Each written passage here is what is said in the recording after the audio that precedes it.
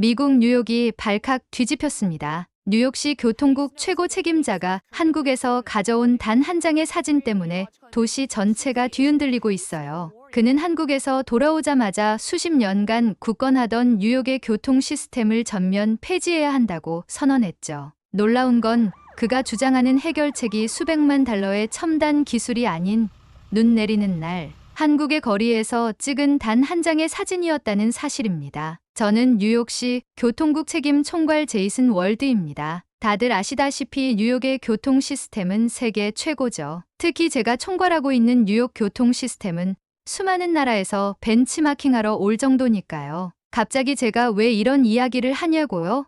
곧 아시게 될 겁니다. 모든 것이 순조로웠던 어느 날 아침, 갑자기 제 일상이 뒤틀리기 시작했어요. 매일 아침마다 화상통화를 하던 딸 이사벨라와 연락이 두절된 것입니다. 처음엔 시차 때문에 못 받는다고 생각했지만 이틀, 3일, 점점 불안감이 커져갔죠. 한국에서 공부하고 있는 딸과는 매일 아침마다 짧게라도 통화를 했어요. 제가 출근 준비할 때쯤이면 딸은 수업을 마치고 기숙사로 돌아가는 길이었죠. 그 시간에 맞춰 영상통화를 걸어오곤 했는데 갑자기 연락이 끊긴 거였습니다. 처음엔 바쁜가 보다 했어요. 하버드 대학교에 합격했는데 한국의 명문 대학교를 고집하더니 결국 자기 고집대로 한국으로 유학을 가버린 딸이니까요. 솔직히 전 아직도 이해가 되지 않았어요. 세계 최고의 대학을 두고 왜 하필 한국으로 간 건지 받아들일 수 없었거든요. 그때 딸이 하버드 합격 통지서를 받았을 때 저는 세상을 다 얻은 것 같았습니다. 하지만 며칠 뒤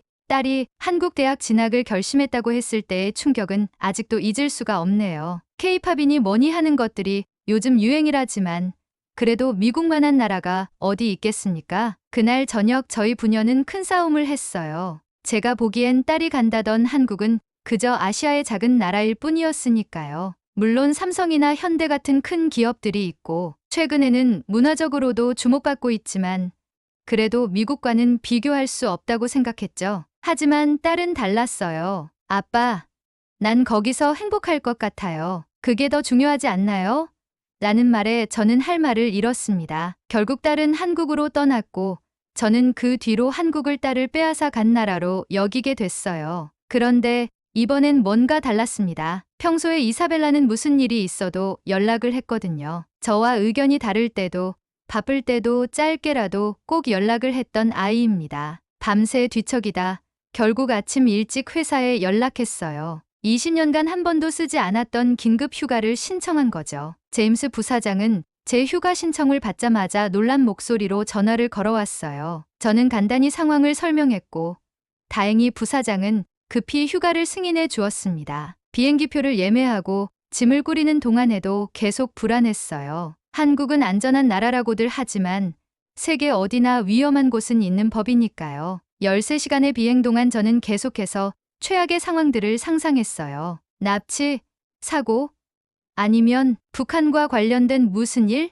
머릿속이 복잡했지만 그래도 비행기가 이륙하고 나니 조금은 안도가 됐습니다. 이제 곧 딸을 만날 수 있다는 생각에서였겠죠. 인천국제공항에 도착하자마자 휴대폰을 켰어요. 그런데 그 순간 믿을 수 없는 일이 일어났습니다. 딸에게서 전화가 걸려온 거예요. 심장이 쿵하고 내려앉는 것 같았죠. 알고 보니 이사벨라는 며칠 전 지하철에서 핸드폰을 잃어버렸다고 하더라고요. 학교에 가는 길이었는데 정신없이 내리다가 핸드폰을 놓고 내렸다는 거예요. 그런데 주변 친구들이 이상하게도 당황하지 않더랍니다. 오히려 한국은 꼭 찾을 수 있을 거라며 안심을 시켰다고 해요. 처음엔 반신반의했다고 합니다. 뉴욕에서는 지하철에서 핸드폰을 잃어버리면 다시 찾기가 거의 불가능하니까요. 하지만 친구들 말대로 지하철 분실물 센터에 신고를 해두었더니 정말로 찾을 수 있었답니다. 딸이 핸드폰을 찾고 싶었던 이유는 할머니 영상이 전부 휴대폰에 있었기 때문이에요. 클라우드에 백업 안 된 사진과 영상이 너무 많았대요. 작년에 돌아가신 어머니, 이사벨라는 할머니를 정말 따랐어요. 그 마지막 영상들이 얼마나 소중했을지 이해가 됐습니다. 이런 이야기를 들으며 딸과 함께 택시를 타고 그녀의 집 근처로 갔어요. 이사벨라가 환하게 웃으며 달려왔죠. 딸을 꼭 안아주면서도 제 머릿속은 복잡했습니다. 한편으로는 딸이 무사한 것이 정말 다행이었지만 다른 한편으로는 이렇게 급하게 휴가를 내고 온 것이 조금 부끄럽기도 했거든요. 그때 이사벨라가 제안했어요. 아빠, 이왕 오신 거 저희 이틀 정도 같이 지내면서 제가 사는 곳 구경하실래요? 아빠가 교통 전문가이니까 더 재미있으실 것 같은데요. 솔직히 말하면 그냥 바로 돌아가고 싶었어요. 뉴욕에선 산더미 같은 업무가 기다리고 있었으니까요. 하지만 딸의 제안을 거절하기는 어려웠습니다. 게다가 이상하게도 조금 궁금했어요. 딸이 하버드를 포기하고 굳이 선택한 이곳이 어떤 곳인지 말이에요. 여러분, 그때는 몰랐습니다. 이 선택이 제 인생을 완전히 바꿔놓을 거라는 걸요. 이제부터 제가 경험한 놀라운 한국의 모습을 하나하나 들려드리도록 하겠습니다. 제가 한국의 지하철을 처음 타봤을 때의 충격을 아직도 잊을 수가 없어요. 20년 넘게 뉴욕 교통국에서 일해왔지만 이런 시스템은 정말 처음이었습니다. 그날 아침은 정말 추웠어요. 두꺼운 패딩을 입고 있었지만 뉴욕에선 경험하기 힘든 영하의 기온에 온몸이 떨렸죠. 딸이 지하철역에 들어가면 따뜻해진다고 했지만 반신반의하며 지하철역으로 향했습니다. 플랫폼에 들어서자마자 더 놀라운 광경이 펼쳐졌어요. 스크린도어가 설치되어 있었고 전광판에는 실시간으로 열차 도착 시간이 표시되고 있었죠. 게다가 전광판에서는 지하철 모양으로 어느 역을 지나고 있는지 실시간으로 보여줬습니다. 앱을 보고 있던 이사벨라가 30초 후에 지하철이 온다고 했는데 정확히 30초 후 열차가 플랫폼에 진입하더군요. 저는 시계를 확인했어요. 도착 예정 시간과 실제 도착 시간이 정확히 일치했습니다. 뉴욕에서는 상상도 할 수 없는 정확성이었죠. 열차에 탔을 때도 아직 바깥의 추운 느낌이 사라지지 않은 것 같다고 이사벨라에게 얘기했더니 갑자기 앱을 만지작거리기 시작하더군요. 몇 분 뒤에 지하철이 더 따뜻해지는 걸 느꼈어요. 저는 단순히 우연이라고 생각했죠. 하지만 제가 어떤 생각을 하는지 알았던 이사벨라는 한국의 지하철 앱으로는 온도 조절 요청을 보내면 현재 내가 있는 열차를 인식해서 바로 온도를 조절해준다고 설명해 주었어요. 달리는 열차 안에서 내가 있는 위치를 감지해서 그 차량의 온도까지 조절할 수 있다니. 뉴욕에서는 상상도 할 수 없는 일이었죠. 이사벨라는 자리가 났다며 저의 어깨를 누르며 앉히기 시작했어요. 딸의 자리를 뺏는 아빠가 되는 꼴이라 바로 일어나려고 했지만 의자에 엉덩이가 닿는 순간 믿을 수 없었습니다. 좌석까지 따뜻했거든요. 결국 저는 너무 더워서 패딩을 벗어야 했어요. 그렇게 이사벨라와 대화를 나누며 목적지로 향하던 중 한국인들이 매우 급하면서도 동시에 침착한 사람이라는 걸 깨닫게 되는 사건을 목격했습니다. 아빠, 저기 보세요. 그때 이사벨라의 표정이 굳어졌어요. 제가 돌아보니 한 남자가 젊은 여성을 향해 불쾌한 행동을 하고 있었죠. 순간 화가 치밀었지만 뉴욕 지하철에서의 경험상 이런 상황에 개입하면 더 큰 문제가 생길 수 있다는 걸 알고 있었어요. 그런데 이사벨라는 갑자기 휴대폰을 꺼내더니 무언가를 빠르게 조작하기 시작했죠. 저는 이 상황에서 뭐 하고 있는 거냐고 물어봤지만 이사벨라는 제 말에 대답을 하지 않은 채 핸드폰만 만질 뿐이었어요. 다행히 얼마 지나지 않아 한 한국 남성이 불쾌한 행동을 하던 남자에게 다가가 단호하게 그의 팔을 잡고 제지하는 모습을 보였습니다. 그걸 보고 저는 한숨 놓을 수 있었죠. 다음 역에서에 도착했을 때였어요. 이상하게도 열차가 멈췄는데 문이 열리지 않았습니다. 안내 방송이 나왔고 모든 승객들이 가만히 서 있었죠. 저는 당황할 수밖에 없었어요.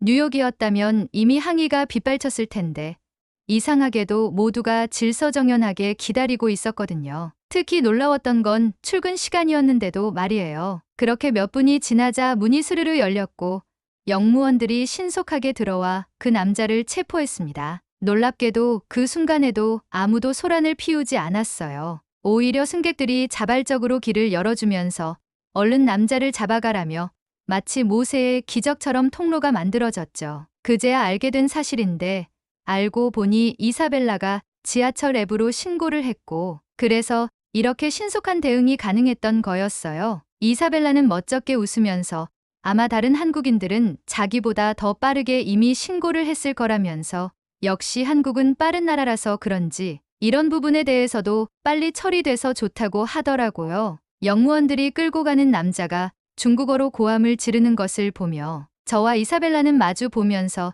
저 사람이 한국인이 아니었다는 사실에 대해 공감하고 있었습니다. 이사벨라는 가끔 중국인들 때문에 문제가 생기는 게 너무 안타깝다고 말하더군요. 이 일을 겪으면서 저는 깊은 인상을 받았어요. 한국인들은 급한 성격으로 유명하지만 정작 중요한 순간에는 놀라울 정도로 침착하고 단합된 모습을 보여줬거든요. 그들의 빨리빨리 문화는 일의 효율성을 위한 것이지 결코 무질서나 혼란을 의미하는 게 아니었습니다. 지하철에서의 경험은 제 생각을 크게 뒤흔들었어요. 돌이켜보면 이건 그저 시작에 불과했습니다. 앞으로 마주할 일들이야말로 제 가치관을 송두리째 뒤바꿔 놓을 것이라는 사실을 그땐 전혀 알지 못했죠. 아빠, 저기 보세요. 이사벨라가 가리킨 곳에는 대형 전광판이 있었어요. 실시간으로 날씨 정보와 도로 상황을 보여주고 있었죠. 특히 눈에 띈 것은 제설 작업 현황이었습니다. 폭설 예보가 있다며 이미 제설 차량들이 대기하고 있다는 안내였어요. 한국은 겨울철 제설 작업이 정말 체계적이라서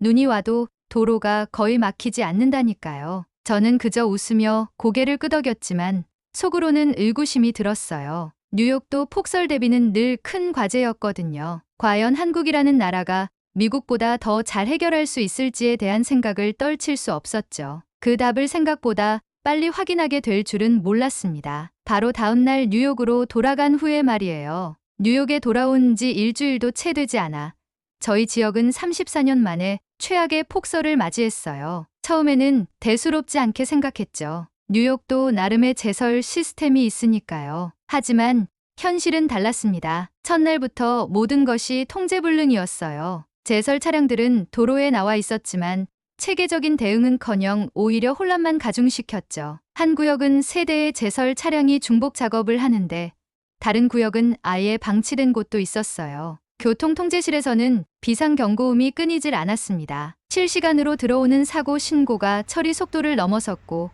제설 작업 현황은 제대로 파악조차 되지 않았죠. 심지어 제설 차량 간의 통신도 제대로 이루어지지 않아 작업 구역이 계속 겹치고 있었어요. 출근 시간이 되자 상황은 더욱 악화됐습니다. 주요 간선 도로가 통제되면서 우회 도로로 차량이 몰렸고 그마저도 제설이 제대로 되지 않아 사실상 모든 도로가 마비됐어요. 도로 위에 갇힌 차량들이 늘어나면서 구조 요청도 폭증했고 가장 충격적이었던 건 저희 팀의 무력함이었습니다. 실시간 모니터링 시스템은 있었지만 정작 필요한 순간에 제대로 된 정보를 제공하지 못했어요. 제설 차량의 위치는 물론 어느 구간이 가장 위험한지조차 제대로 파악이 안 됐죠. 이런 상황이 이어지자 팀원들의 불만도 터져나왔어요. 누군가는 장비 부족을 지적했고 다른 이는 시스템의 문제를 제기했습니다. 하지만 제 머릿속에는 한국에서 봤던 실시간으로 정확하던 시스템밖에 생각나질 않았죠. 셋째 날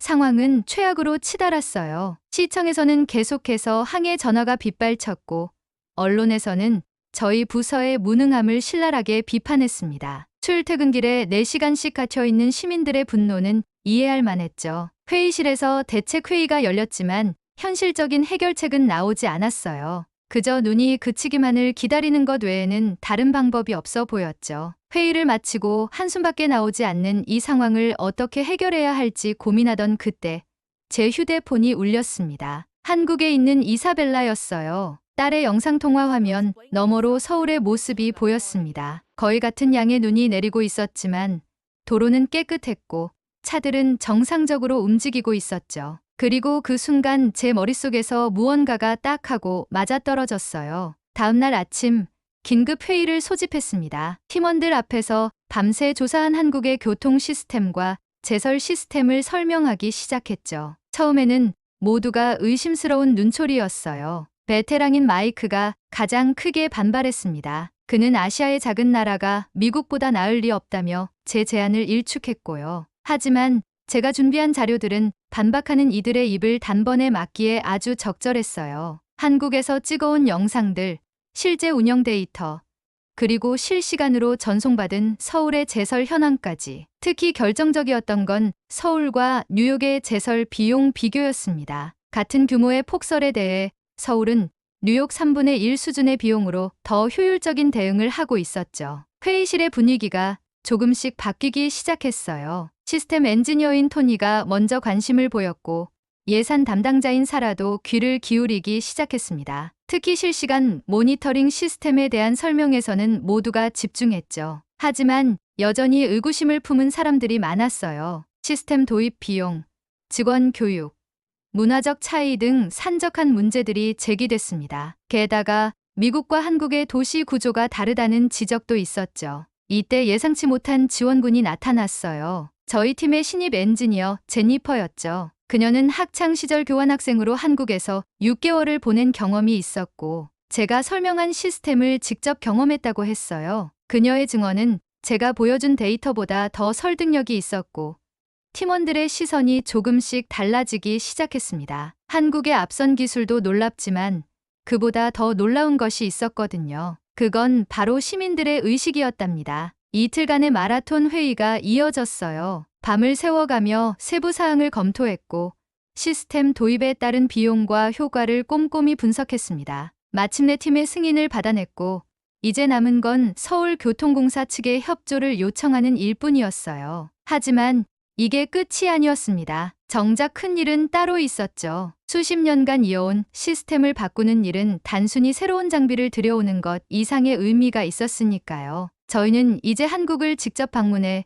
그들의 시스템을 자세히 배워야 했습니다. 서울 측의 승인을 받은 후 저희 팀은 곧장 서울로 향했어요. 이번에는 단순한 방문이 아닌 실제 시스템을 배우기 위한 공식 출장이었습니다. 톰, 제니퍼, 그리고 처음에 가장 반대가 심했던 마이크까지 함께했죠. 서울에서의 첫 미팅은 제 예상을 뛰어넘었어요. 교통정보센터장님은 저희를 위해 완벽한 프레젠테이션을 준비해 놓으셨더군요. 24시간 교통관제 시스템부터 시민 참여형 신고 시스템까지 모든 것이 유기적으로 연결된 모습에 팀원들도 감탄했습니다. 특히 인상적이었던 건 시민들의 참여도였어요. 교통 문제나 제설 요청을 실시간으로 신고하고 있었고 그에 대한 조치 결과까지 확인할 수 있는 시스템이 이미 정착되어 있었죠. 마이크는 이런 시스템을 뉴욕에 도입하면 시민들이 과도하게 민원을 제기할 거라며 우려했지만 실제로는 정반대라는 걸 곧 깨달을 수 있었습니다. 교통정보센터장님은 의문을 갖는 저희에게 시민들은 이 시스템을 신뢰하기 때문에 불필요한 민원은 줄이고 오히려 정말 필요한 경우에만 신고가 이루어진다고 설명해 주셨어요. 더불어 투명성과 신속성 덕분에 시민들의 만족도는 높아져 시스템을 더 적극적으로 활용하려는 분위기가 자연스럽게 형성되었다고 하더군요. 결국 단순히 기술의 도입 여부가 아닌 그 기술을 얼마나 잘 운영하고 신뢰를 얻는지가 더 중요한 문제라는 사실을 모두가 인정할 수밖에 없었어요. 관제센터를 둘러보는 동안 실제 상황을 목격하게 됐습니다. 도로에 작은 결빙이 발생했다는 신고가 들어왔는데 신고가 접수되자마자 가장 가까운 제설 차량이 자동으로 배정되었고 10분 만에 현장에 도착해 문제를 해결했죠. 모든 과정이 실시간으로 모니터링되고 기록되었습니다. 더 놀라웠던 건 다음 날이었어요. 서울의 제설 훈련 현장을 참관하게 됐는데 그곳에서 본 광경은 충격적이었습니다. 제설 차량들은 GPS와 AI 기반 시스템으로 최적의 경로를 배정받고 있었고 도로의 상태에 따라 자동으로 제설제 양을 조절하고 있었죠. 특히 제설 차량 운전자들의 전문성이 눈에 띄었어요. 단순히 장비를 다루는 것을 넘어서 기상 조건과 도로 상태를 종합적으로 판단하며 작업을 진행했습니다. 이들은 정기적인 교육과 시뮬레이션 훈련을 받는다고 했죠. 저희는 사흘째 되는 날 서울시의 빅데이터 센터도 방문했어요. 그곳에서는 과거 10년간의 기상 데이터와 교통 데이터를 분석하여 폭설, 발생 시의 최적 대응 방안을 도출해내고 있었습니다. 심지어 시민들의 이동 패턴까지 분석해서 제설 우선순위를 정한다고 하더군요. 그때 센터장님께 여쭤봤어요. 어떻게 정확도를 90% 이상으로 유지할 수 있었는지 말이에요. 센터장님의 답변은 의외였습니다. 한마디로 설명하시더군요. 저희 한국은 시스템이 인간적이어서 이렇게까지 유지할 수 있었다고요. 저는 솔직히 센터장님 말씀이 처음에는 전혀 이해가 되지 않았어요. 시스템이라는 게 인간적인 실수를 빼기 위해서 도입하는 건데 인간적이기 때문에 지금까지 유지할 수 있다니 말이 안 되잖아요. 하지만 이 깨달음을 얻기까지 제게는 적지 않은 충격과 놀라움이 필요했답니다. 바로 그날 저녁, 저희는 예상치 못한 상황 때문에 당황할 수밖에 없었어요. 밖을 보니 생각보다 많은 눈이 내리고 있었거든요. 뉴스를 틀어 상황을 파악해 보니 전에 뉴욕에 내렸던 만큼의 폭설이 서울에 내릴 거라는 내용이 나오고 있더군요. 저희 팀은 그걸 보며 다음날 마무리 일정을 제대로 소화할 수 있을지 걱정했습니다. 시간당 3cm가 넘는 폭설이라면 뉴욕은 이미 완전히 마비될 수준이었거든요. 사실 서울시의 교통정보센터를 방문하고 나서도 저는 여전히 의구심을 품고 있었던 것 같아요. 아무리 시스템이 좋다 한들 이런 극한 상황에서는 무용지물이겠죠라는 생각이 들었죠. 하지만 걱정되는 마음에 새벽 4시에 일어나 뉴스를 보니 예상과는 전혀 다른 광경이 펼쳐지고 있었어요. 알고 보니 동이 트기도 전부터 아파트 주민들은 자발적으로 나와 눈을 치우고 있었고 출근길은 이미 깨끗이 정리되어 있었습니다. 여전히 눈은 내리고 있었지만 도로는 깨끗했고 버스와 지하철은 정상 운행 중이었어요. 도저히 뉴스만 보고는 믿기지 않아 직접 거리로 나섰습니다. 그리고 그곳에서의 모습을 보니 이전에 센터장님이 얘기했던 말이 바로 이해가 가더군요. 한국의 교통 시스템이 가능한 이유를 2가지로 정리할 수 있을 것 같아요. 하나는 첨단 기술이고 다른 하나는 시민의식이죠. 이 2가지가 완벽하게 조화를 이루었기에 가능한 일이었던 거예요. 이제 저는 매년 한국을 방문하고 있어요. 딸과의 관계도 더욱 돈독해졌고 한국이라는 나라에 대한 이해도 깊어졌죠. 처음에는 딸이 하버드 대신 한국 유학을 선택한 것을 이해할 수 없었지만 이제는 그 선택이 얼마나 현명했는지 알 것 같아요. 여러분, 오늘 제가 들려드린 이야기가 어떠셨나요? 이제는 제가 한국의 교통 시스템을 배우러 온 것이 아니라 한국의 문화와 정신을 배우러 온다고 해도 과언이 아닐 것 같네요. 오늘의 이야기가 도움이 되셨다면 구독과 좋아요 한 번만 눌러주세요. 여러분의 작은 관심이 더 좋은 콘텐츠를 만드는데 큰 힘이 된답니다. 그리고 댓글로 여러분의 생각도 꼭 들려주세요. 혹시 여러분도 외국인에게 한국의 우수성을 설명했던 경험이 있다면 어떤 점을 자랑스럽게 이야기하셨는지 궁금합니다. 다음에 또 좋은 이야기로 찾아뵙겠습니다. 시청해주셔서 감사합니다.